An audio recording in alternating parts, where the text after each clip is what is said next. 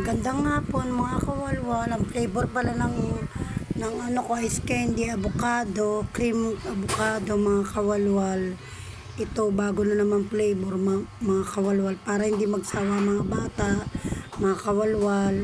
Mabilis ang maubos ang ice candy namin. Ito blend ko na mga kawalwal. Kaya dito bili na kayo sa amin. Napakasarap ng ice candy. Napakasarap. Hindi kayo magsasawa dito sa aming ice candy na ginagawa. Ito, ginagawa na namin siya. Asukal, cream, avocado, condense, and water, and vanilla, mga kawalwal. Ito, konting-konting kulo lang, mga kawalwal. Ganyan paggawa ng ice candy.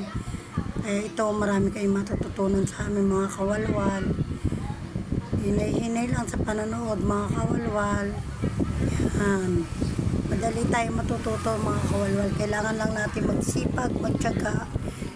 Kaya kailangan natin kumita para may pang-araw-araw tayong panggastos mga kawalwal.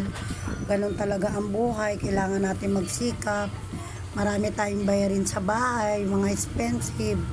Ito, kumukulo na mga kawalwal. Ito, tinatakol ko na siya mga kawalwal.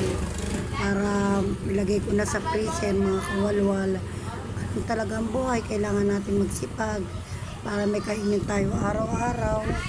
May pambayad tayo ng kuryente, wifi, tubig. Kaya kailangan natin magtyaga-tyaga mga kawalwal. Kaya ito, tinatakal ko na. Kaya mga bata, mga kawalwal, bilhin na kayo sa amin dito ng ice candy. Ibang flavor naman, cream avocado. Kaya ito, nilalagay ko na sa freezer. Kaya maraming salamat sa panonood nyo mga kawalwal. Sana hindi kayo magsawa saan bumili ng ice candy. Maraming salamat mga kawalwal. Thank you.